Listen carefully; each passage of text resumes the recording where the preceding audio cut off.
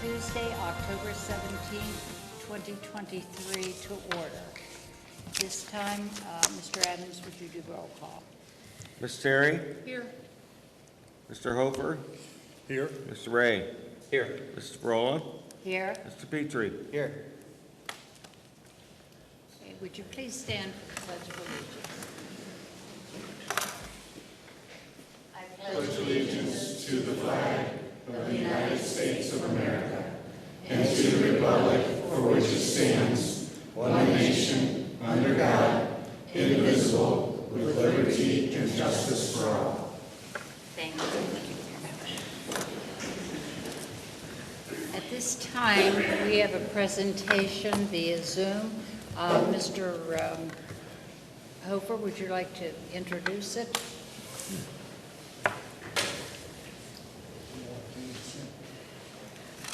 When we were at the fall conference. Yes, we can hear you. Okay, perfect. Hey, it's Steve Dyer.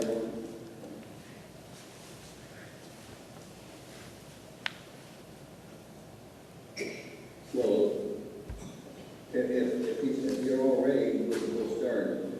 Steve Dyer was going to join us, but I'm not sure if he's on. Can you tell him that? No, she didn't. Well, let me start. Before you begin, can you hear me?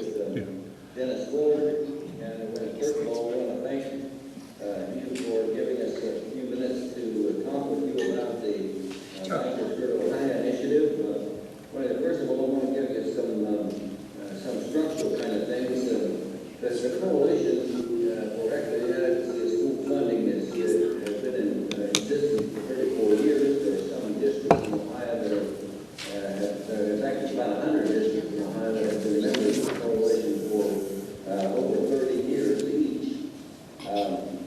About 3 years ago, we joined this voucher for Ohio effort. We've been working with that particular effort. This was started by school board members, and specifically by my initial contact was with Eric Resnick and Kansas City Board. He was going to join us tonight, but he got into some other things, and he called and said he couldn't join us. But I want to give you a little structure of this. We have really an all-star steering committee, 26 members. They're made up of steering committee is made up of board members, treasurers, superintendents, and other people that are steeped in education policy and education matters. We have on our attorney, we have on our board 4 attorneys that help us navigate with the employed attorneys. A former Chief Justice of the Supreme Court. We have an OSU law professor, and Steve Dyer is an attorney who was an ex-legislator, and we have another attorney that works with the state of Ohio. So we've got the right steering committee, we've got the right claims, and Dennis is going to talk about the claims, the counts here in just a minute. We have the right cause, we have the right public relations firm working with us, and this is the right time. By right time, we have a universal voucher program now, but the voucher advocates aren't quitting. They're now going to talk about giving capital money for areas where they don't have private schools, so that they can start private schools. They are pushing this idea that take the savings accounts that would and tuition tax credits, take the savings accounts which would affect homeschoolers. Now, you probably know in House Bill 33, the homeschooling community was able to get a policy that really eliminates all the rules for homeschooling. Back when I was an assistant superintendent of public instruction back in the 80s, worked with the State Department, working with the legislature, we helped develop the rules for homeschooling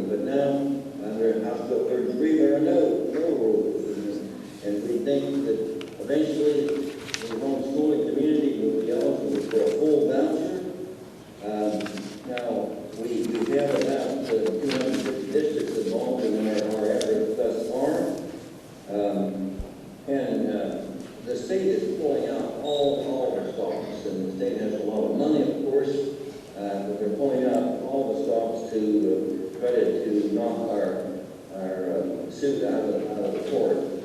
But we've been very successful so far.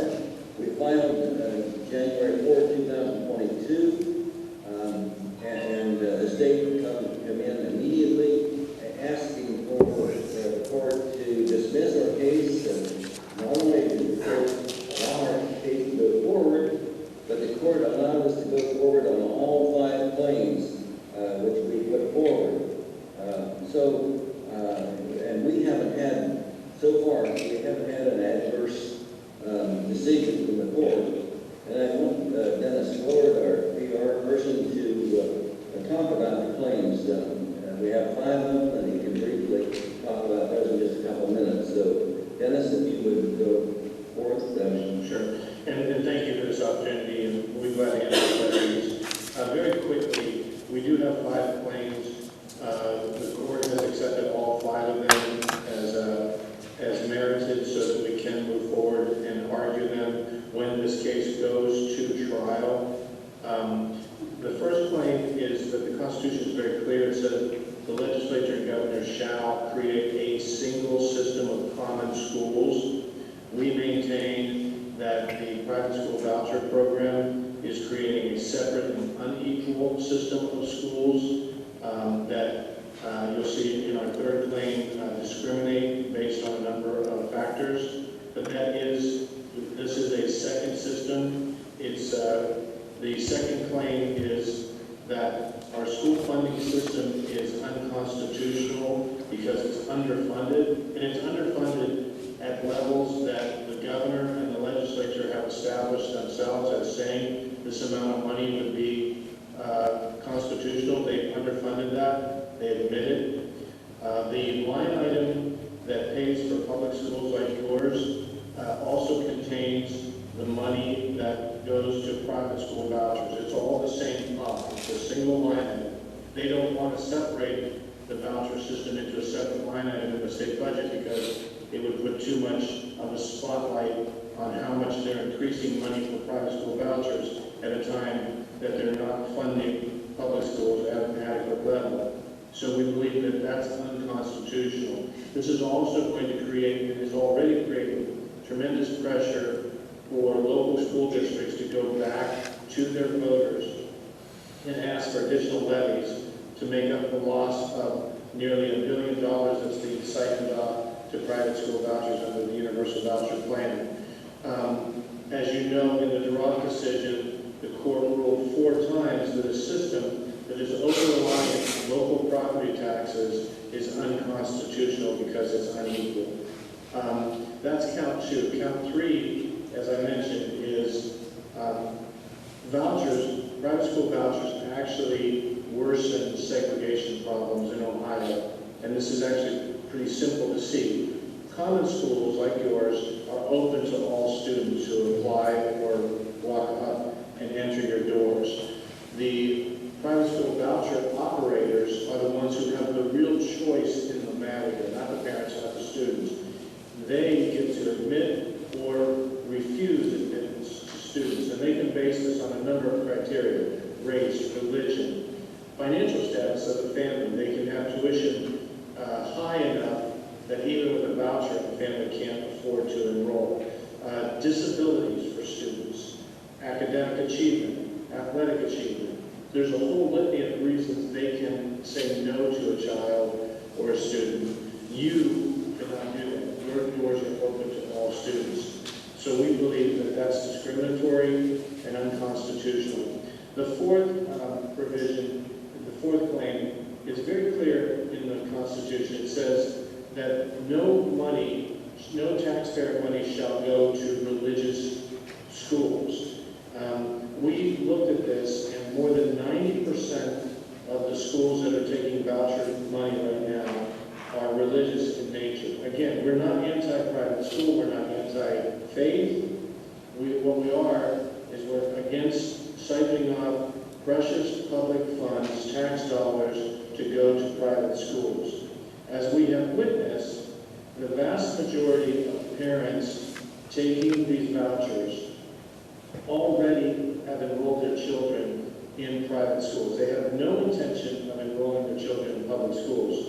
So this is becoming a $1 billion refund and rebate program for parents, and it is a boondoggle for private school operators who are going to be raking in millions and millions of dollars from their schools. That's the fourth. The fifth is very simple. The Constitution empowers us to challenge these issues, and that's what we've done. We've asked to go to court, and when we believe the legislature has acted in an unconstitutional manner, we have the right to go to court and challenge them, which we're doing. Now, this is a binary decision.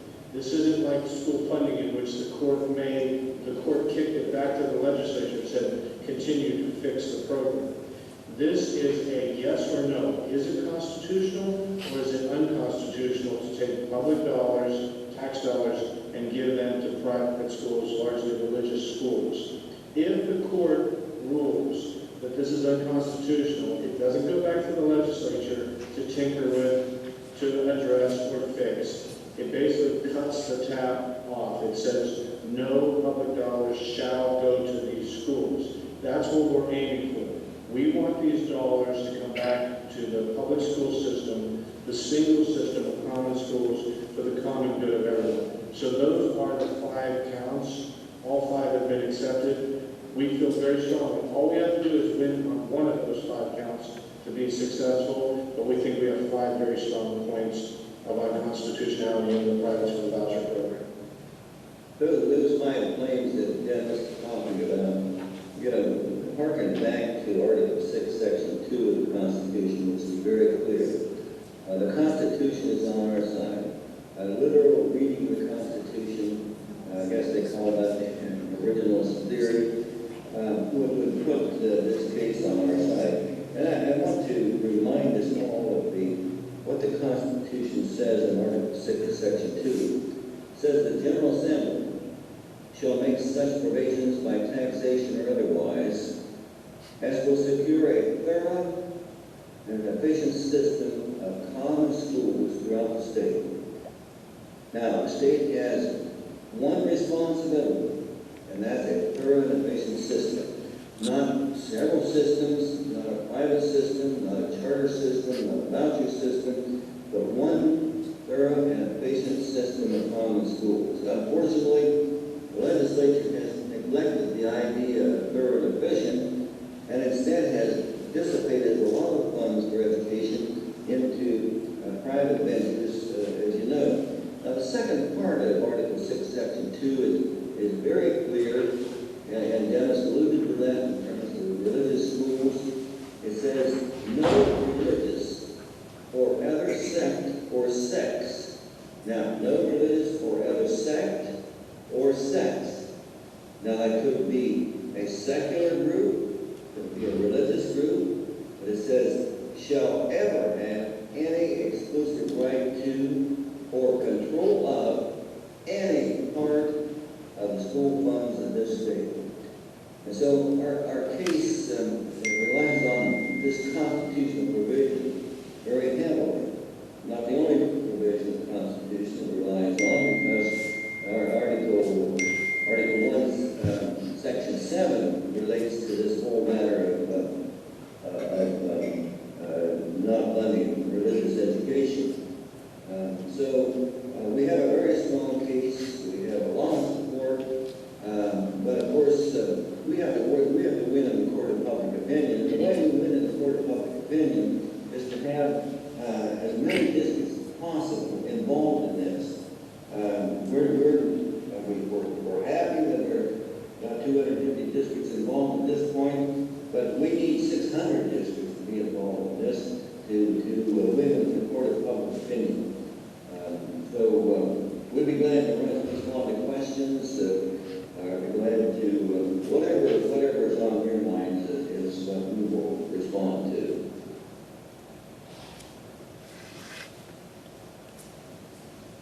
Sir, what's your name for again, please? Yes?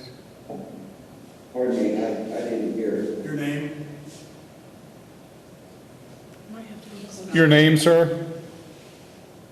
Well, my name is William Gillis. I'm the executive director of the Coalition for Equity and Adequacy School Funding in Dennis.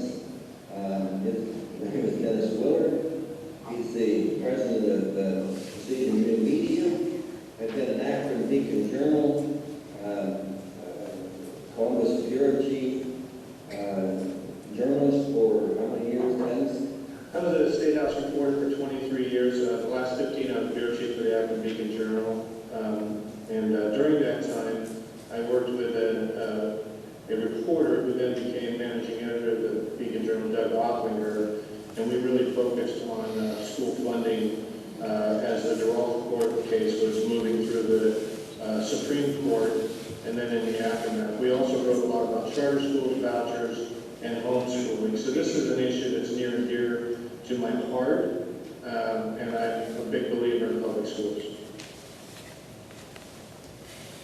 One of the reasons I approached Shelley on this is we had an OSBA meeting, fall conference, and I've talked with Eric Resnick over the last 10, 12 years, and I've followed this, your pattern.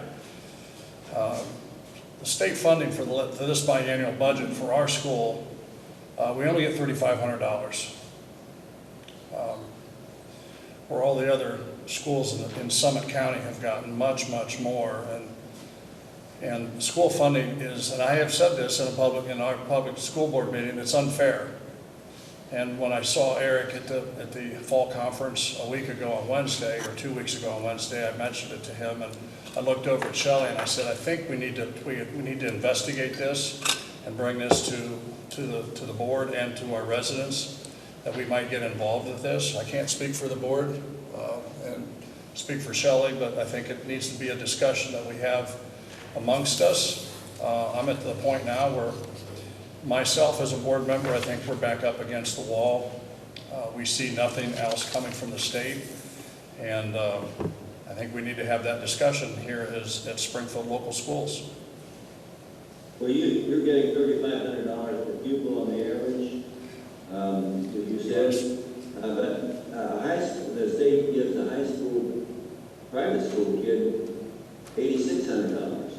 Well, that's what the correction on that, you'll have to give me the exact figure, but we only got in the new budget $3,500 extra.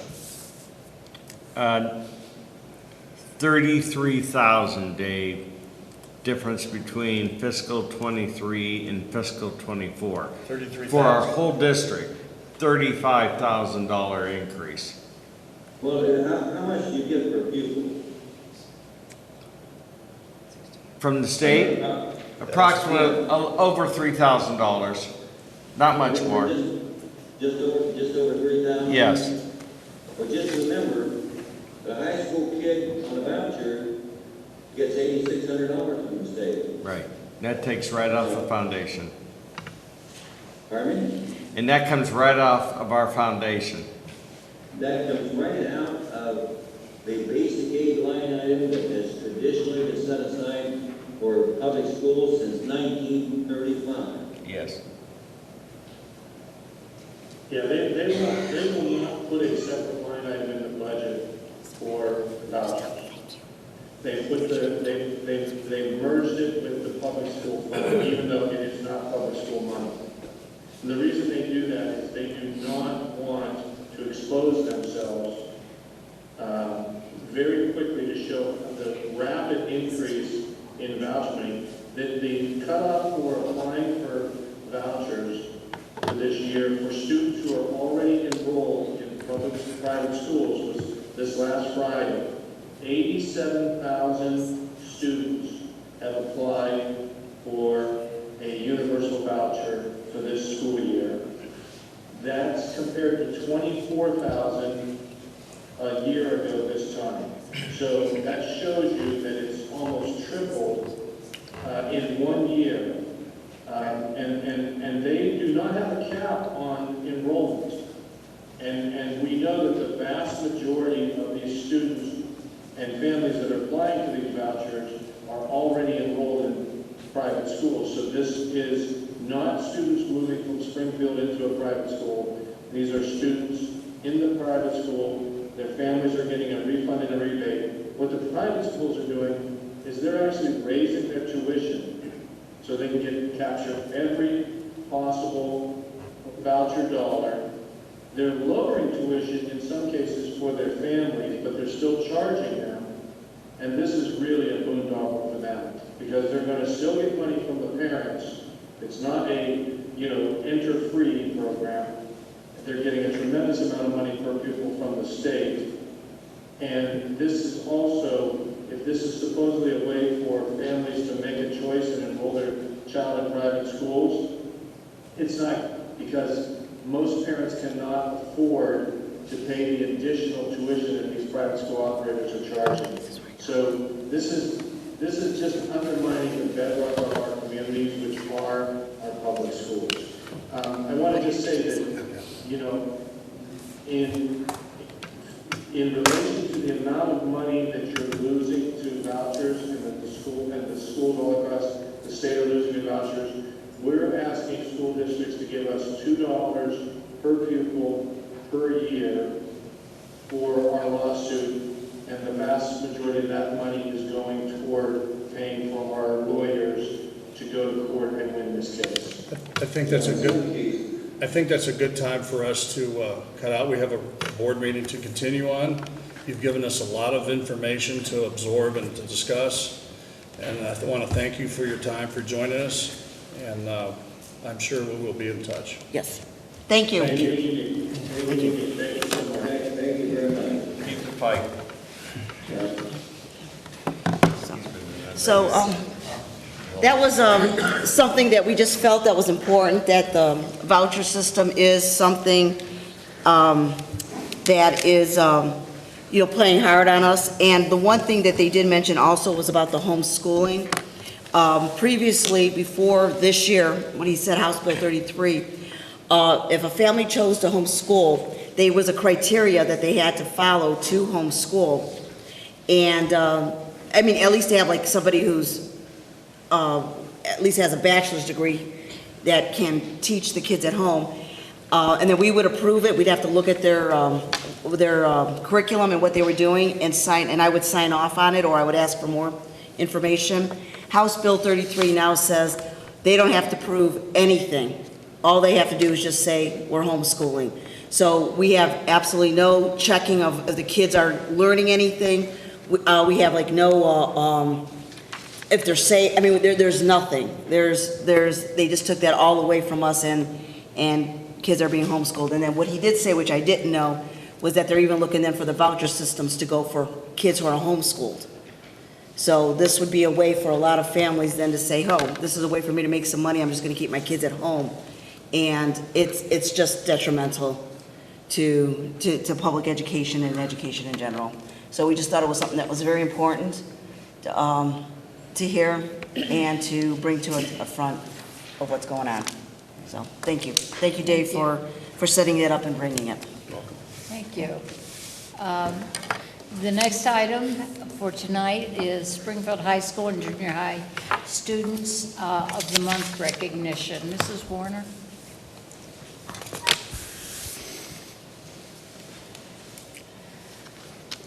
Good evening. I am representing our National Honor Society. They started this last year, so this is our second year. We have teachers that nominate students of the month for both junior high and high school. And then the students' names are not shown, and the National Honor Society members look through all those nominations, and then they pick the person that's going to be recognized. So it looks like our junior high student is here. Carter, will you come on up?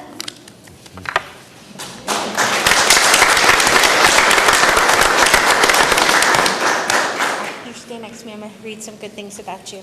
So this is going to be displayed in the school building. As you walk into the building, it'll be there at door A. And then next month when we have a new student, this will move down by the community room and it will be displayed for the entire school year. Carter, this is what your teachers had to say about you. I would like to nominate Carter Hahn. He embodies our Spartan standard. He's always responsible, on time, gets to work without being asked, and cleans up beyond what is required. He is always respectful and never oversteps his privileges in my class. He's always kind to me and his classmates. He is always safe. In my class, we use many tools, and he always follows the rules. We learned to make insects out of found objects in class, and he made several at home. I was so impressed. He even taught his grandma how to make them. What a great student. This month, he has been beyond helpful in class. Every day he comes in with the best attitude and ideas for lessons and activities. He brings in materials from his out-of-school acting classes so that I can use them for my lessons. People may not know him from his amazing Gru.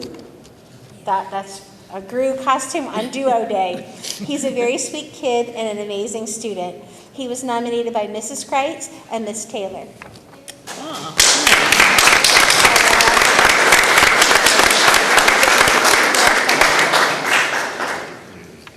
Our high school student isn't here this evening, but I will read her nomination, and I will make sure that she gets this tomorrow at school. This one is for Jolie Belaney. It says, Jolie is an extremely hard worker. She's always ahead of pace in science class. She works carefully and always has neat, tidy work. You can tell she takes pride in her assignments. Jolie always does what is expected of her in class. She is the perfect example of a responsible Spartan. And her nomination came from Mr. Hartong. So congratulations to Jolie Belaney.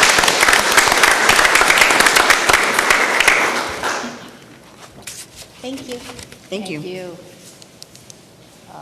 Next, board members informal. My informal is congratulations to both Jolie and Carter. And not only congratulations, but thank you. Thank you both for being who you are. And it is so appreciated, and I know your parents are proud, and rightly so. Mr. Ray? I want to thank Dave for bringing that presentation to us. I think it enlightened everybody with what we didn't know. Most people don't know. That's all I have. Mr. Hofer? Thank you, Cynthia. Just a couple things with what's going on with the biennial budget. 7 members of the State Board of Education filed a lawsuit in Franklin County. There's been a temporary restraining order on the provisions of the Department of Educational Development and Workforce. And the 3 provisions that the plaintiffs are arguing against, it's adding education policy to budget, violated the single subject rule that says laws can't be about more than one topic. The education takeover provisions in House Bill 33 didn't get 3 considerable considerations as required. Ohioans voted to create the State Board of Education in 1953, giving it certain core powers that the legislature can't take away. Governor DeWine's comment, he claims DEW is legally allowed to be established to handle day-to-day statewide business regarding K-12 education. This includes sending checks to Ohio Public Schools and interesting enough, and making determinations on the eligibility for the state's expanding vouchers. Senate Bill 49 has to deal with absenteeism, ironically. They're going to change some things. A substitute version has been submitted, changes the definition of chronic absenteeism to no longer include excused absences, which I thought that was interesting. Does not count excused absences toward habitual truancy or excessive absenteeism until a student has more than 60 hours of excused absences. Provides a list of what must be considered a legitimate excuse for absences. Updates the state graduation rate formula so schools and districts are not penalized when students on individual educational plans defer education. I know that's a lot of mumbo jumbo to a lot of people, but it does have implications. It would also impact the state report cards, could possibly help us, but with absenteeism, if we've all know, you don't show up to work, you don't get paid. If you don't show up to school, you don't get a good education. Engagement is the key to students' long-term academic success. 2 other things that with what's going on in the light fall schedule, House Bill 187 had hearings with Mr. Adams, would be knowledgeable on that. They want to change the 20 mil floor. That's the funding for schools that levies have been on the ballot for years for us. House Bill 263, which has been submitted, which would, if you were 70 and older or $70,000 and less and lived in your house more than 10 years, would freeze property tax on certain occupied homes. And we've not had any movement on those two bills. Thank you. Congratulations, young man, on your accomplishment. In a few weeks, I think the next board meeting will be in November. There are many things on the ballot. Many things need to be considered. Choose wisely. Thank you.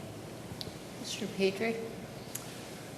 I was involved in the early days with the struggle of whether state funding for public education was constitutional or not, and it was found very early that it was not, but nothing ever happened with those decisions. And I was very interested to hear tonight that if they get even one of their sections of their lawsuit through, that it will stop the funding. And that was really good news, because I've been through this already, and yeah, it's not constitutional, but we don't have a way to fix it, so we're not going to change. Right. So, good news. But it is good news. So I got to know Carter, 4th grade. We all got sent home for COVID. I don't know if you remember this, Michelle, but we had a weatherman. And Lori's mom would post on Facebook Carter's weather stories every single morning. Because if you went to Young Elementary every single morning, they talked about the weather on the announcements.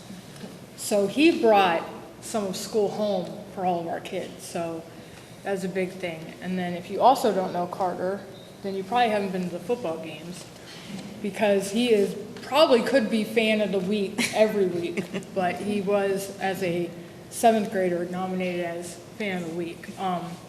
So congratulations, Carter. Real quick, every Thursday evening, the football team has team dinner. This is a big thing for multiple people in here have played sports. It's a team bonding time. A lot of that was lost during COVID, through a lot of financial things, and this year we kind of brought it back, and we asked for a lot of help so that parents could kind of have to take the step back of constantly helping. So we had a lot of people step up, and to me that's huge. Michelle has asked me for this list, and I just keep forgetting. But we had Lakemore Methodist, we had Pressler Meats donate 100 hot dogs. The Board of Education and multiple administrators donated money to help feed the team. Maranatha Church, Springfield Assembly, we've had multiple parents. The Board of Trustees, Springfield Board of Trustees has done it twice. And then for the final, this final home game, or I'm sorry, final game, Coach Tanksley puts in a thing that it's only for only for the boys and their moms. And then cheerleaders and their moms come, and it's very emotional. The senior moms come up and talk about their kids. It's very emotional. This year we have Fernando from Uncle Tito's, and Jeremy Caudell will be hosting that dinner. So I just want to take a moment and say thank you to all of them. It took a lot to bring everybody together, but everybody really stepped up, and I think that's huge.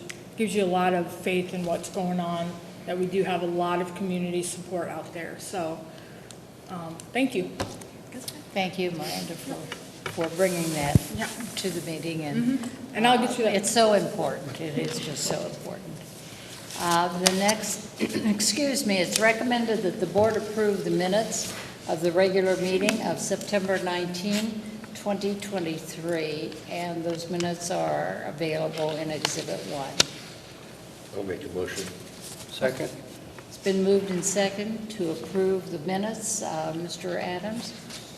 Ms. Terry? Yes. Mr. Hofer? Yes. Mrs. Frola? Yes. Mr. Ray? Yes. Mr. Petrie? Yes. Motion passed. Item 8, citizens' comments on agenda items. Citizens are welcome to comment on agenda items at this time. Are there any comments? Okay. Seeing none, then we will move to 9, which is payments of the monthly bills. It is recommended that the board approve payment of bills for the month of September pending audit. And again, these were available on in Exhibit 2. So moved. Second. It's been moved and second that we, the board approve payment. Mr. Adams? Ms. Terry? Yes. Mrs. Frola? Yes. Mr. Ray? Yes. Mr. Petrie? Yes. Mr. Hofer? Yes. Motion passed. Number 10, acceptance of the financial reports. It is recommended that the board accept the financial reports from the treasurer for September 2023, and those were exhibits 3, 4, and 5. So moved. Second. It's been moved and second to accept the financial reports. Mr. Adams? Mrs. Frola? Yes. Mr. Petrie? Yes. Mr. Hofer? Yes. Ms. Terry? Yes. Mr. Ray? Yes.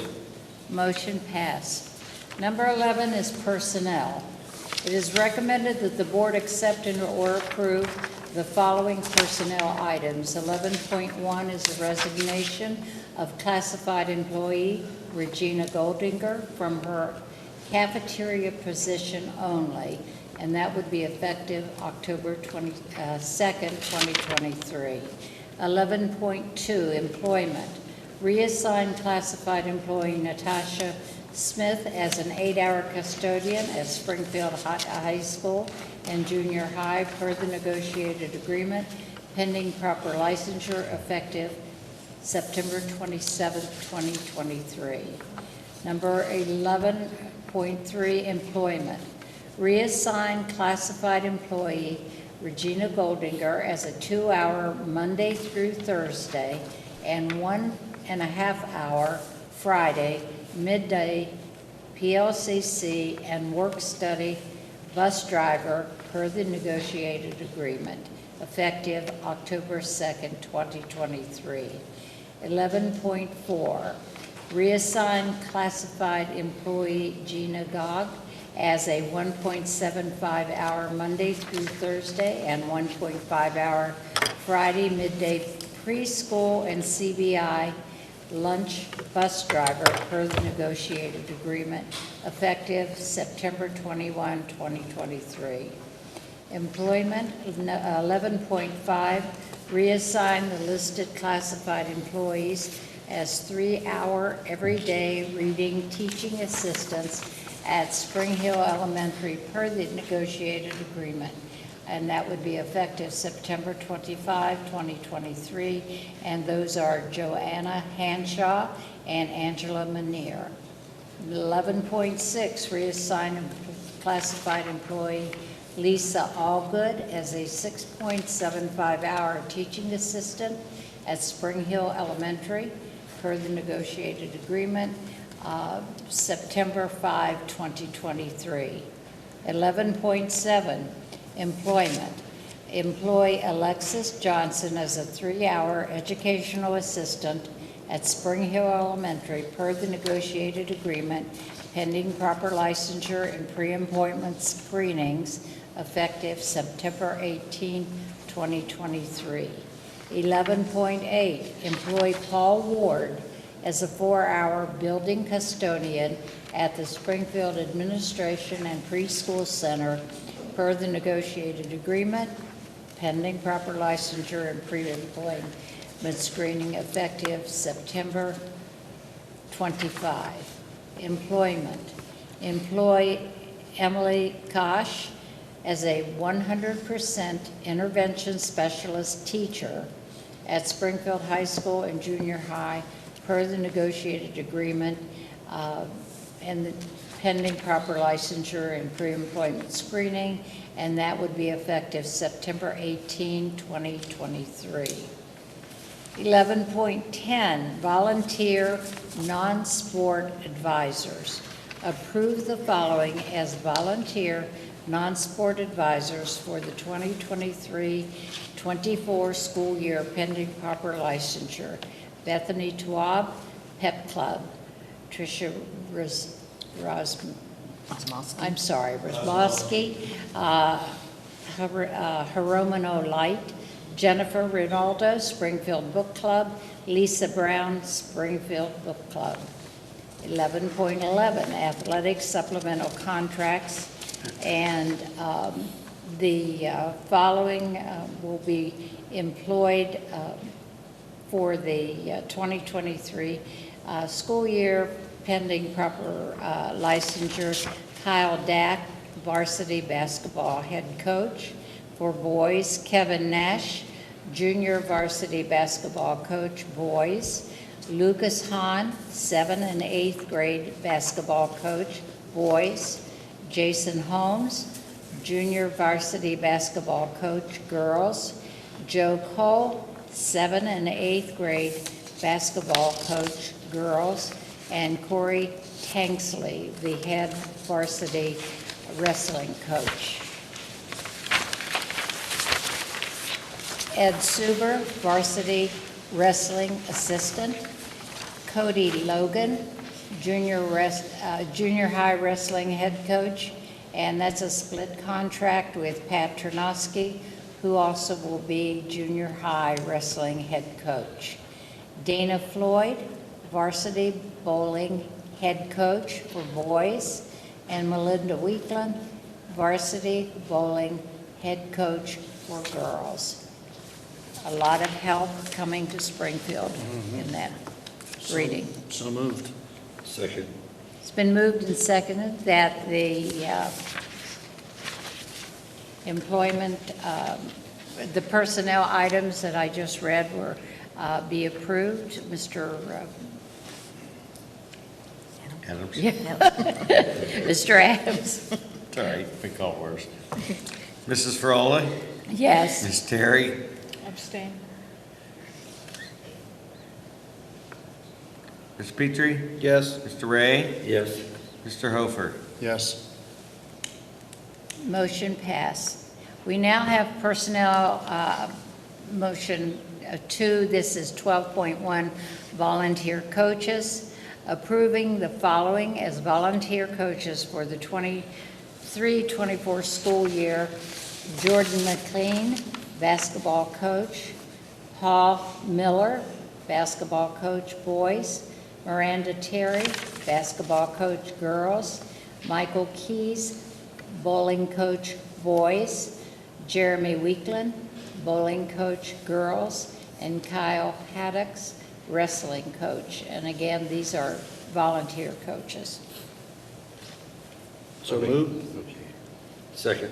It's been moved and second that the volunteer coaches I just read be approved. Mr. Adams?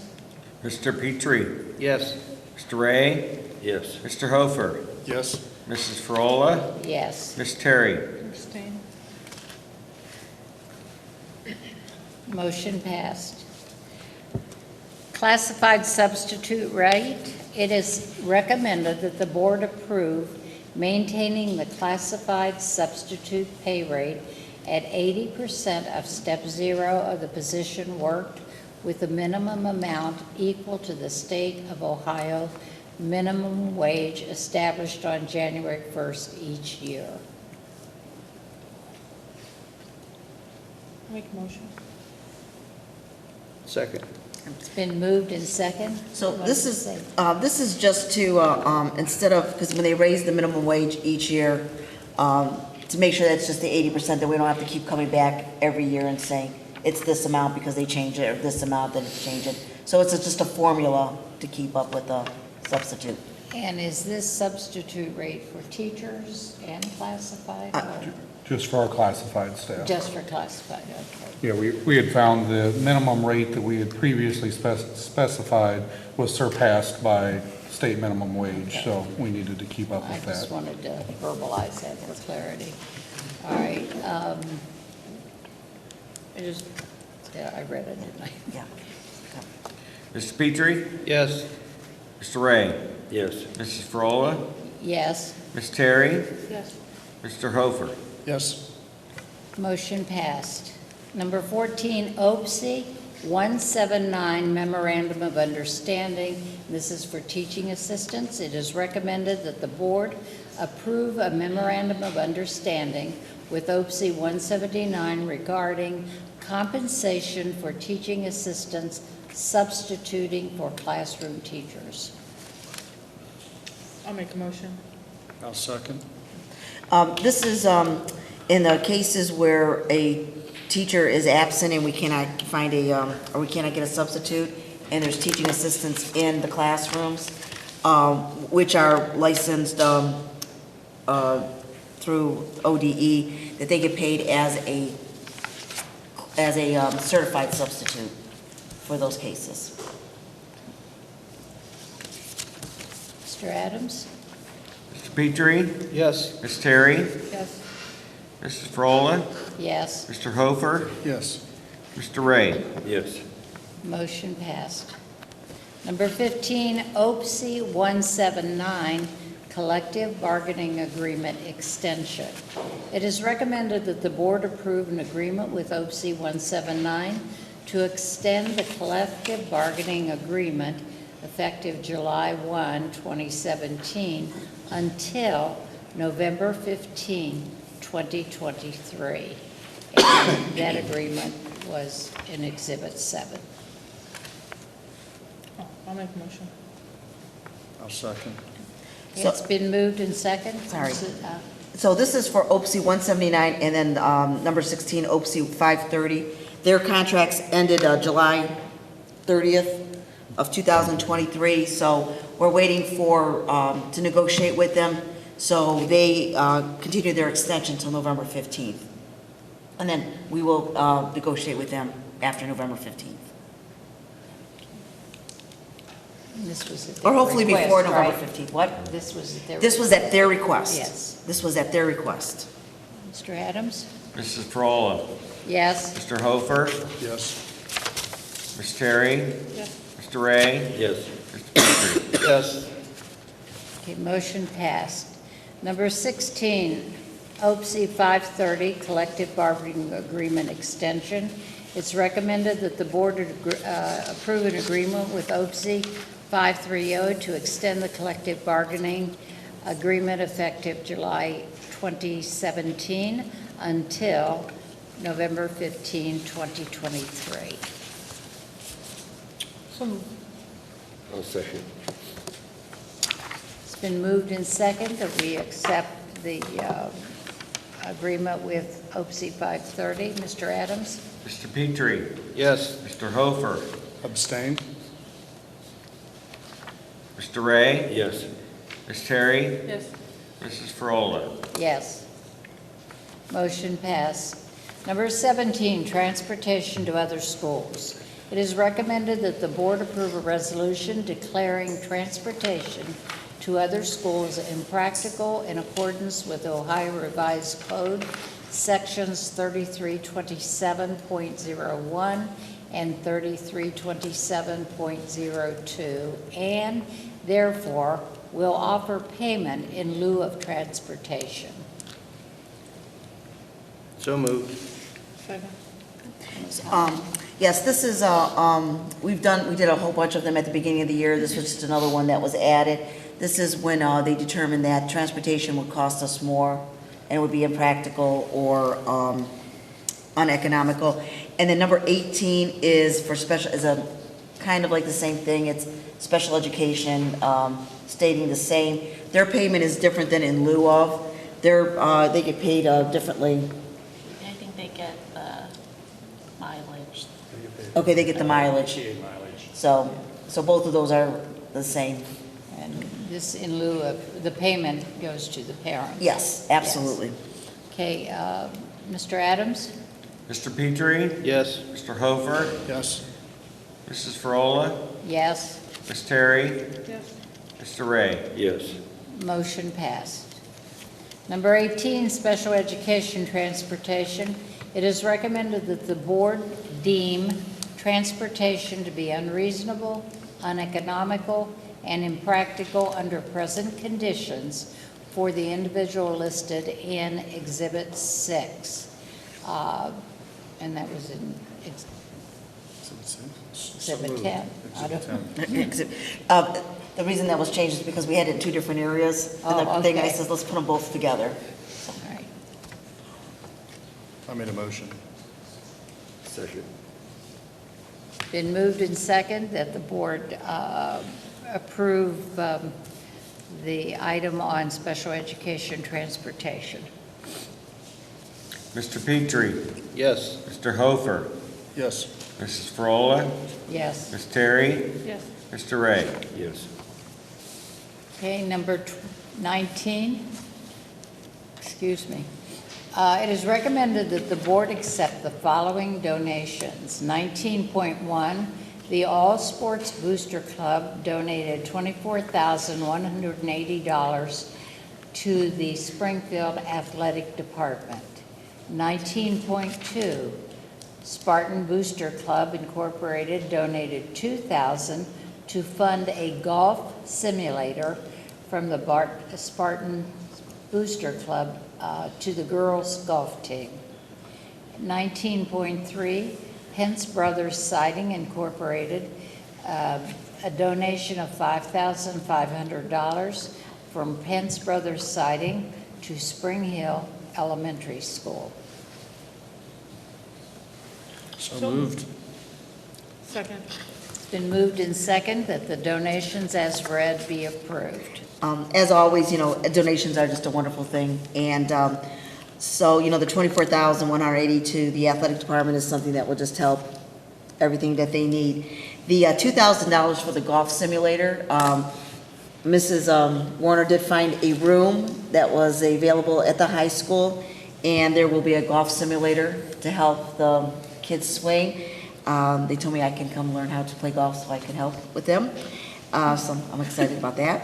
And the Pence Brothers, last year they also donated this amount of money, and it was to help make sure that all kids are able to get what they, like when they have their popcorn days or their different activities, to make sure that all kids can participate in it. So, very thankful to the Pence Brothers for doing that for Spring Hill. So, this is always like one of the best parts of the board, so, of the meetings. Mr. Adams? Ms. Terry, Yes. Mr. Ray, Yes. Mr. Hofer, Yes. Mrs. Frola, Yes. Mr. Petrie. Yes. Motion passed, and huge gratitude extended to these people and clubs. That $24,180 represents hours and hours and hours of work on their part, and it's so appreciated. It is. Mr. Adams, Treasurer's Report. Okay. There's two graphics I want to present tonight. The first one is we're really trying to bring home the point, and I've said it in my Treasurer's Finance Committee, and I'll continue it tonight, is the 23 years. And what's that actually mean? A levy cycle typically lasts 3 to 8 years. Some treasurers go 4 to 7 years. Some districts that have a lot of money go longer than that, but that's the typical. Being that it lasts 23 years, if you look in the year 2000, okay, how much it cost? Educational funds collected, and then when our expenses started exceeding what we got, which was about 17 years ago, 16 years ago, and look at what happens. Every year, it gets more and more the difference. That chart goes up. The flat line down here is what we collect, okay? Educational opportunity, the dotted line. I wish I had my pointer in my office, I apologize. But what happens when the funds that we receive are less than our expenses? That means cuts. That means educational opportunities. That means curriculum. That means AP courses. That means opportunity for our kids. That's what happens. And I've said it over and over and over again. We can no longer Wade, 23 years is a long time. I always go back to my preschool buddies. If we had to wait another 23 years, it'd be 27 years old without new money. I think that chart speaks for itself. Second one is we put together a list of all of our neighboring districts in Summit County, and even we reached out to some of our schools in Portage County about the millage rate, okay? And when was their last levy that was passed for new money? And as you can see, ours is in 2000, but everybody else has had a successful levy run for, let's go for the top. Stowe in 22, Woodridge in 20, Revere, Barberton, Cuyahoga Falls, Ladonia, Talmadge in 2019, all the way down to Manchester in 2011. Hudson obviously can go longer than we can because they're wealthier than we are. 2011. If we put ours on there, it'd be 2000. I think we all know that. Now, the effective rate for schools, and we just discovered this, we were wondering why Norton, and Shelley was in our office, and I was not aware of this, but back in 2018, Norton residents approved an income tax, which is very rare. And they repealed a levy, 1.9 mils, is that correct? I think it was 1.9. 1.9 mils. That's one of the reasons why they're less than us. Obviously, Revere, again, 33 mils on a $500,000 house is a lot more than 35 mils on a $150,000 house. So it speaks for itself. But I think the residents that see this understand that we say 23 years, what's that mean? It means nobody else is doing it. That's what it means. We're kind of out on an island by ourselves, a financial island that we don't need to be on. So I encourage everybody to go out and vote and think of the kids. Thanks. Thank you, Mr. Adams. Central Office, Mr. Boswell, you want to start?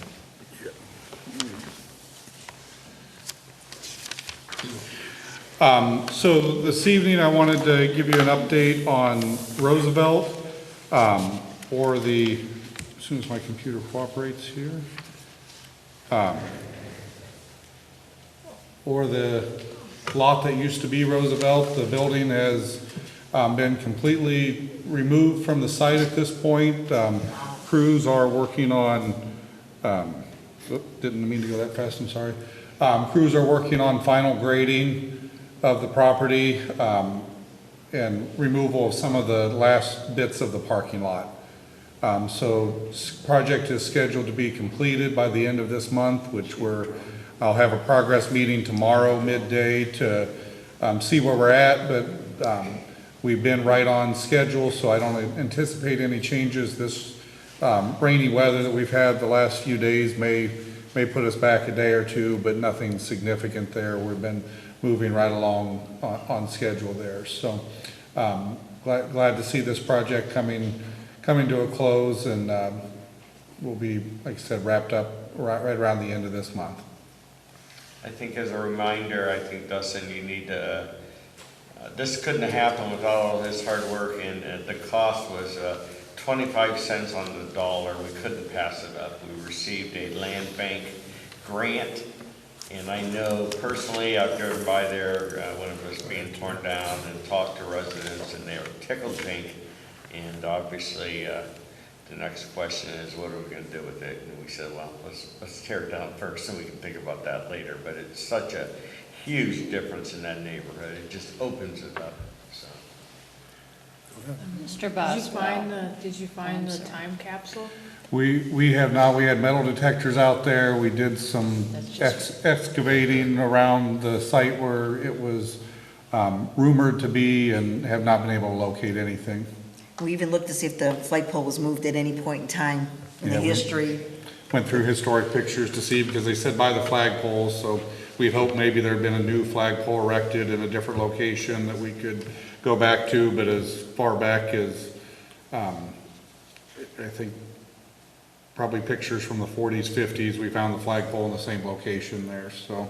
And if you would have seen the concrete that the flagpole was built in, it was not moving anywhere. No. When they knocked that down, I mean, it was just a massive amount of concrete, so.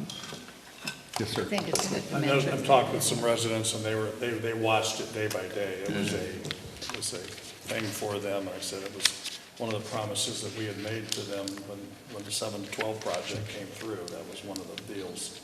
And it was nice that they're thrilled that was now done and taken down, so they're happy.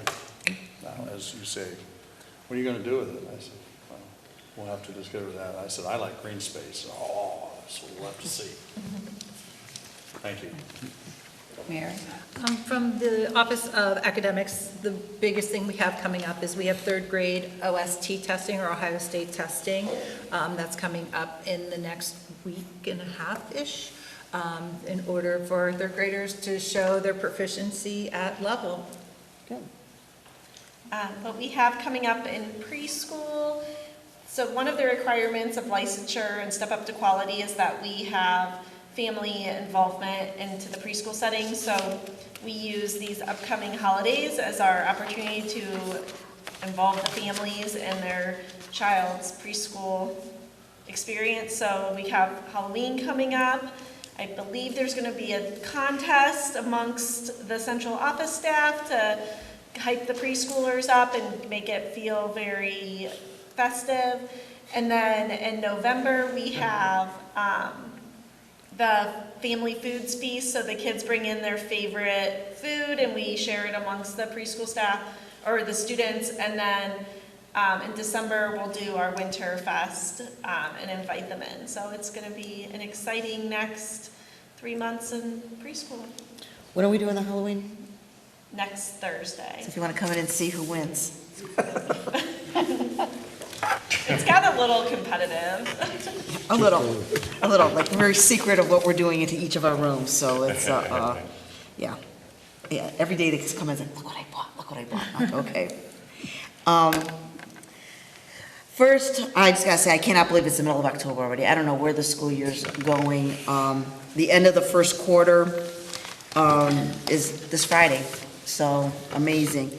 The month of October has been really busy. We've had quite a few community events for Halloween, a lot of different trunk and treats, car shows, and, you know, we've been at all the events. Great turnouts, great community turnouts, so we're really excited. Our own National Honor Society is putting on their own trunk or treat. This is going to be Sunday, October 22nd. It's going to be from 12:30 to 2:30, and it's going to be in the parking lot by the field house. So thanks to the National Honor Society for doing this, and we hope that we get a lot of kids coming. The amount of candy that these kids must be getting is going to be driving their parents crazy. Because I know this last one we were just at on Friday for the spring, I mean, they had buckets full of candy, and if they came really late, they even got more candy because people were just throwing it all in there, so. And you don't think the parents are helping them eat it? Oh, I'm sure the parents are very much helping them eat it, because they need to help them eat it to stay up and watch the kids. I remember my house. It was, yeah, because, you know, we gave out, the district gave out Smarties, and the parents were like, oh, Smarties, and you could just see them snatching those babies up. So we're excited about this. Tomorrow, Wednesday, October 18th at 6 p.m., a photo shoot at 5:30. The Springfield Township trustees will finally announce the opening of the Spartan Trail that's located right in the south parking lot. Staff, I drove by it today. It's got a nice little concrete going through. This is, you know, first of all, we're very proud to be a part, you know, bringing Springfield Lakemore and the school district together to get something like this done. But it's also going to be, until we can bring back busing, a safety way for our kids to walk, because now they can cut through the trail instead of walking all the way down Sanitarium and coming up to the school. So we're hoping that this might be a little bit of a safety for the kids, but it looks really neat. And if you're interested, tomorrow at 6 o'clock, it's going to be the official opening of it. This Saturday, the 21st, is the 86th Annual Turkey Fest. Last year was my first time attending it, and it was a blast. I don't know, when they said Turkey Fest, I didn't know what to expect. And when the lights went down and the kids came out, I mean, it was awesome. And you've got both sides of the gym filled, and people just going crazy. I mean, it is really a great time. If any board member would like to go, please let me know, because they do have tickets, because I think it is like a sold-out venture. So I just talked with Ashley today, and she's trying to figure out how that works, so let me know. I'm so forward-looking. It's going to be great. On October 5th, Summit County held their annual Educator Celebration. This year, our nominees were Elena Jackson for Rookie of the Year, Heather Phillips Teacher of the Year, and Cynthia Frola as our Lifetime Achievement Award. So they are now part of the Summit County All-Star team, so congratulations to them. It was a good, Mrs. Warner was there. It was a good celebration. A reminder, Election Day, November 7th, we do have school, so make sure you send your kids to school that day, and reminder teachers, we do have school that day. Next month, we're going to recognize our fall sports for our accomplishments, but I did want to mention, I'd like to congratulate Brady Hahn, family that was here, that left. He made it to states for golf. He came 27 out of 72, which is amazing. And our boys, this was our second year MAC championship, and Jack Morgan was the coach of the year. So we will be recognizing them in the girls golf and cross country and everything else that we have next board meeting. So we're excited for that. Also, another thing, the Spartan Snack Pack, we're having Stuff the Bus on Saturday, October 21st at the Dollar General across the street from the high school. If you're interested in what kind of items that we need, if you go to the Spartan Snack Pack Facebook page, it has a list of items that they would need. Right now, we are providing snack packs for 125 students. So that's up from last year, and this really does mean a lot to the families who receive them, and we're just glad that we can help with that. That's all I have. That's it. It's been a busy month. I Yes. don't know how you got Tomorrow, this whole month in that little list. in that little list, yes. And then tomorrow I will be down in Akron at night, and I will be helping to judge the safety poster contest with the prosecutors. So I will be there tomorrow night doing that. So we're shaking and moving and shaking. So those are things. Okay, items worthy of your note. On October 19th, Schropp Intermediate Conferences are from 3:30 to 7:30. October 20th, as she just said, the end of the first quarter. October 21st, the Turkey Fest, and she's right, it's an amazing. An 86 annual, so it's been going on for 86 years. Since 1937. I think I've been to every one of them. That is amazing. That it's a. I'm sure you have. I had to do some math in my head right there. I don't think so, but okay. But even every year it was, fun again. October 26th, Schropp Intermediate Conferences from 3:30 to 7:30. November 2nd, Spring Hill Elementary Conferences, 3:30 to 7:30. November 9, Spring Hill Elementary Conferences, 3:30 to 7:30. And the next board meeting will be November 21st at this location beginning at 6 o'clock. Then, November 23rd and 24th are Thanksgiving break, and on the 27th, there is no school because that's a conference comp day. And to think that our next board meeting is the week of Thanksgiving. Oh, jeez. Are you serving turkey? Okay, yes, I will. It is just, Yeah. it's just flying by. It's just All right, amazing. The next, are there any citizens' comments on non-agenda items? Anything that you would like to speak about? We have a 5-minute limit on. Anyone have any comments or questions? Well, comments. All right, if not, thank you very much for your patience tonight. I know that we had a pretty fun-filled evening with all the items, but thank you, you've been very patient. At this time, it's recommended that the meeting be adjourned. So moved. Been moved and seconded that the meeting be adjourned. Mr. Adams? Mr. Petrie? Yes. Mrs. Frola?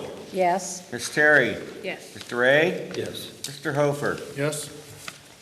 Thank you. Meeting adjourned. I don't want to hit that. I want to see, I want to ask. What it is.